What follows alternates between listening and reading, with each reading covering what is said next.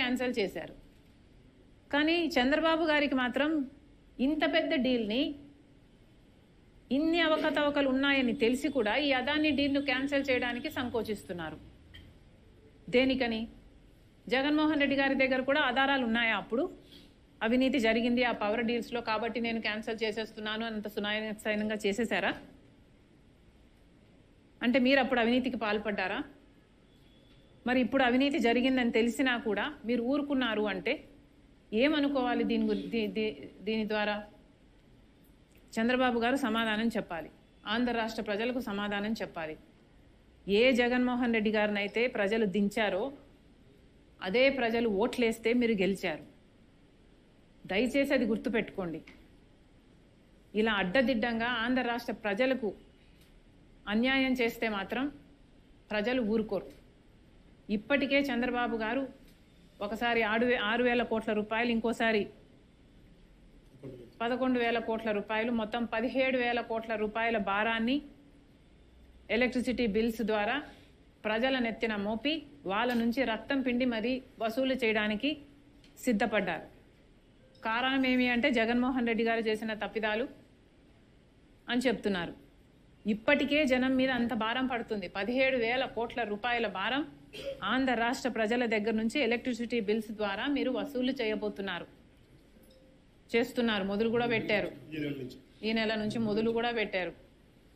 మరి అలాంటప్పుడు ఈ సోలార్ పవర్ కూడా ప్రజలు అదనంగా డబ్బులు కట్టాలనా? ఎందుకు కట్టాలి? ఇందుకేనా మీకు ఓట్లేసింది? ఇంత అక్రమం జరిగింది అని ఈ డీల్లో మీకు ఇంత స్పష్టంగా తెలుస్తున్నా కూడా చంద్రబాబు గారు ఏమీ చేయటం లేదు అంటే ప్రజలు మిమ్మల్ని క్షమించరు. దయచేసి ఇప్పటికైనా చెప్తున్నాం, చంద్రబాబు గారు ఈ డీల్ని స్క్రాప్ చేయండి, ఈ డీల్ని క్యాన్సిల్ చేయండి. అందులో భాగంగానే సెంట్రల్ ఎలక్ట్రిసిటీ రెగ్యులేటరీ కమిషన్కి కూడా మేము లేఖ రాయడం జరుగుతుంది. Central electricity regulatory commission is a central body. Interstate electricity transmission, trading, tariffs ఇవన్నీ రెగ్యులేట్ చేసే బాడీ. కనీసం వాళ్ళైనా జోక్యం చేసుకొని ఈ డీలు అక్రమము అని తేల్చి అదాని గ్రీన్కి జగన్మోహన్ రెడ్డి గారి ప్రభుత్వం చేసుకున్న డీల్ని క్యాన్సిల్ చేయాలని కాంగ్రెస్ పార్టీ డిమాండ్ చేస్తుంది. Thank you.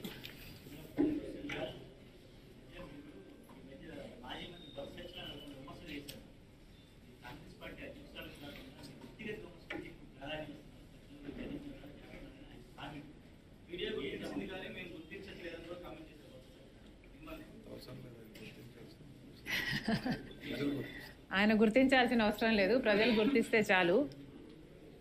బొత్స గారికైనా వైసీపీ వాళ్ళకైనా నేను పర్సనల్ కమెంట్స్ చేస్తున్నాను అని వాళ్ళు అంటున్నారు. పచ్చకామర్లు కమ్మినోనికి లోకమంతా పచ్చగానే కనిపిస్తుందట. వైసీపీ నాయకునికి, వైసీపీ లీడర్లకి నేను చెప్పాల్సింది ఏమిటంటే,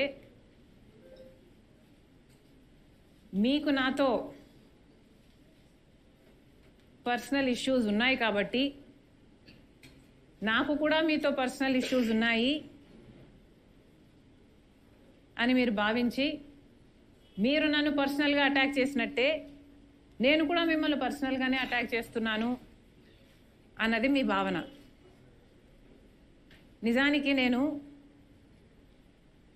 వైసీపీ నాయకుల పర్సనల్ విషయాలు మాట్లాడడం మొదలు పెడితే వాళ్ళు కనీసం ఇంట్లో నుంచి అడుగు కూడా బయట పెట్టలేరు. నేనా పర్సనల్గా మాట్లాడుతున్నది? అయినా ఏది పర్సనల్ అండి? మీరు చేసిన అక్రమాలు, అవినీతి ఎంత ఎత్తునున్నాయంటే, మీరు అధికారంలోంచి దిగిపోయిన 6 నెలలకు కూడా ఇంకా మాట్లాడినా తీరటం లేదు. ఏది పర్సనల్ అండి? ఋషికొండని గొరిగేశారు, మీరు ప్యాలెస్ కట్టుకున్నారు, మీ బాత్రూంలో నుంచి కూడా మీకు సీ వ్యూ కావాలని. ఇది మాట్లాడితే ఇది పర్సనల్ అవుతుందా? మీ బాత్రూంలో మీకు పర్సనలే అవ్వచ్చు, కానీ ఋషికొండ అనేది ప్రజలది కదా, దాన్ని కదా మీరు గొరిగేసింది. ఏం మాట్లాడామండి పర్సనల్గా? పూర్తి మద్యపాన నిషేధం అని చెప్పారు మీరు. అమ్మబడికి దానిని కూడా గట్టిగా డిమాండ్ చేస్తూ, ఈ రెండే కాకుండా ఉచిత పంటల బీమా ఏదైతే రైతులకు ఇంతవరకు అందుతా ఉన్న పరిస్థితి ఏదైతే ఉందో రద్దు చేసిన నేపథ్యంలో ఉచిత పంటల బీమా మళ్ళీ ఖచ్చితంగా రైతులకు మళ్ళీ వర్తింప చేయాలి అనే డిమాండ్తో, ప్రధానంగా ఈ 3 డిమాండ్లతో డిసెంబర్ 11వ తారీఖున ప్రతి జిల్లాలోనూ వైఎస్ఆర్సీపీ అక్కడి జిల్లా కలెక్టర్లను కార్యాలయాలకు సంబంధించి కలెక్టర్లకు రిప్రజెంటేషన్ ఇచ్చే కార్యక్రమానికి రైతులందరితో కలిసి ర్యాలీగా వెళ్ళి కలెక్టర్లకు రిప్రజెంటేషన్ ఇచ్చే కార్యక్రమం డిసెంబర్ 11వ తారీఖున వైఎస్ఆర్ కాంగ్రెస్ పార్టీ చేస్తుంది. అదేవిధంగా డిసెంబర్ 27వ తారీఖున రాష్ట్ర ప్రభుత్వం, చంద్రబాబు నాయుడు గారి ప్రభుత్వం ఏదైతే కరెంటు ఛార్జీల బాదుడు కార్యక్రమం ఏదైతే చేసిందో, ఎన్నికలప్పుడు తాను కరెంటు ఛార్జీలు తగ్గిస్తాను అని చెప్పి ప్రజలను మోసం చేస్తూ ఆయన చేసిన అనేక మోసాలలో సూపర్ 6లు, సూపర్ 7లు ఎలాగో గాలికి ఎగిరిపోయాయి.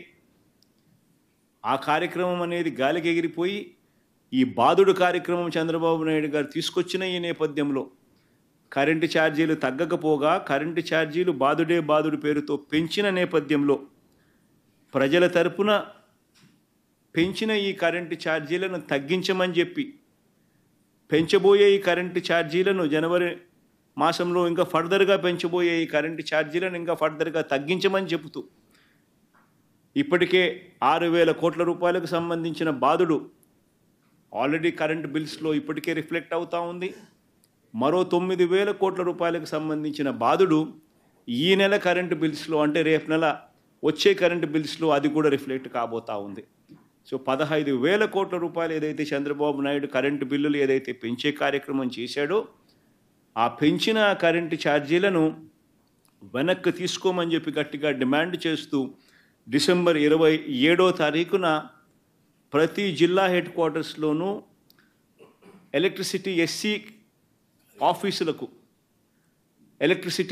ఆఫీసులకు ఒకవేళ ఎస్సీ ఆఫీసులు లేని చోట్ల సిఎండి, ఎస్సీ ఆఫీసులతో పాటు సిఎండి ఆఫీసులు ఉన్న కార్పొరేషన్స్ పరిధిలో ఏదైతే ఉంటాయో అక్కడ సిఎండి కార్యాలయాలు, ఇక్కడ వైఎస్ఆర్సీపీ ప్రజల తరపున ప్రజలతో పాటు కలిసి భారీ ర్యాలీగా వెళ్ళి ప్రతి జిల్లాలోనూ వైఎస్ఆర్ కాంగ్రెస్ పార్టీ ప్రజల తరపున చంద్రబాబు నాయుడు గారి ప్రభుత్వాన్ని గట్టిగా డిమాండ్ చేస్తూ పెంచిన కరెంటు ఛార్జీలు ఉపసంహరించుకునేట్టుగా ఒత్తిడి తీసుకొచ్చే కార్యక్రమానికి డిసెంబర్ 27వ తారీఖున చేయబోతా ఉన్నాం.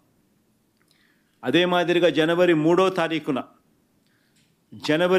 తారీఖున కలెక్టర్ల కార్యాలయాలను మళ్ళీ ఫీజు రీయింబర్స్మెంట్ విషయంగా పిల్లలకు సహాయం అందించాల్సిన పూర్తి ఫీజు రీయింబర్స్మెంటు, వసతి దీవెన, విద్యా దీవెన, వసతి దీవెన ఈ రెండింటికి సంబంధించిన బకాయిలు 3,900 కోట్ల రూపాయలు ఏదైతే ఉన్నాయో చంద్రబాబు నాయుడు గారి ప్రభుత్వం ఏర్పడిన తర్వాత పూర్తిగా పిల్లలకు ఫీజులు కట్టకుండా బకాయిలుగా పెట్టిన నేపథ్యం, జనవరి, ఫిబ్రవరి, మార్చికి సంబంధించిన ఫీజులు ఏప్రిల్లో వెరిఫై చేసి మామూలుగా మే మాసంలో ఇవ్వాలి.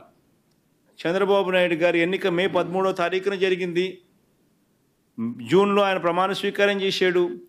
జూన్లో వచ్చిన వెంటనే ఆ ఫీజు రీయింబర్స్మెంట్ ఇవ్వాల్సింది. మొత్తం 4 క్వార్టర్స్కు సంబంధించిన ఫీజులు మామూలుగా వైఎస్ఆర్సీపీ ప్రభుత్వంలో ప్రతి క్వార్టర్ అయిపోయిన వెంటనే, ప్రతి 3 నెలలు అయిపోయిన వెంటనే 4వ నెలలో వెరిఫికేషన్ చేసి 5వ నెలలో ఫీజులు ఇచ్చే పరిస్థితి నుంచి ఏకంగా సంవత్సరం అయిపోయినా కూడా 4 క్వార్టర్స్ వరుసగా 4 త్రైమాసికాలకు సంబంధించిన ఫీజులు పెండింగ్లో పడిన నేపథ్యంలో వసతి దీవెనకు సంబంధించి ప్రతి ఏప్రిల్ మాసంలోనూ క్రమం తప్పకుండా వసతి దీవెన కింద పిల్లలకు తోడుగా ఉంటూ మరో 1,100 కోట్ల రూపాయలు వైఎస్ఆర్సీపీ ప్రభుత్వం క్రమం తప్పకుండా ఇస్తా ఉన్న నేపథ్యంలో అది ఇవ్వని చంద్రబాబు నాయుడు గారి ప్రభుత్వాన్ని గట్టిగా నిలదీస్తూ విద్యా దీవెన, వసతి దీవెనకు సంబంధించి విద్యా దీవెన కింద 2,800 కోట్ల బకాయిలు, వసతి దీవెన కింద 1,100 కోట్ల రూపాయలు, మొత్తం 3,900 కోట్ల రూపాయలు చంద్రబాబు నాయుడు గారిని గట్టిగా డిమాండ్ చేస్తూ చదువుకుంటా ఉన్న పిల్లలకు తోడుగా ఉండే కార్యక్రమంలో భాగంగా పిల్లలతో కలిసి వైఎస్ఆర్సీపీ జనవరి 3వ తారీఖున కలెక్టర్ల కార్యాలయాలకు వెళ్ళి రిప్రజెంటేషన్ ఇచ్చి డిమాండ్ చేసే కార్యక్రమం జనవరి 3వ తారీఖున చేస్తుంది. 3 ప్రోగ్రాములు డిసెంబర్ 11వ తారీఖున, డిసెంబర్ 27వ తారీఖున, జనవరి 3వ తారీఖున రైతులకు సంబంధించి, పెంచిన కరెంటు ఛార్జీలకు సంబంధించి, పిల్లలకు సంబంధించిన ఫీజు రీయింబర్స్మెంట్ బకాయిలకు సంబంధించి 3 ఇష్యూస్ మీద వైఎస్ఆర్సీపీ గలం విప్పుతా ఉంది. గట్టిగా ఉద్యమ బాట పట్టే కార్యక్రమం చేస్తుంది.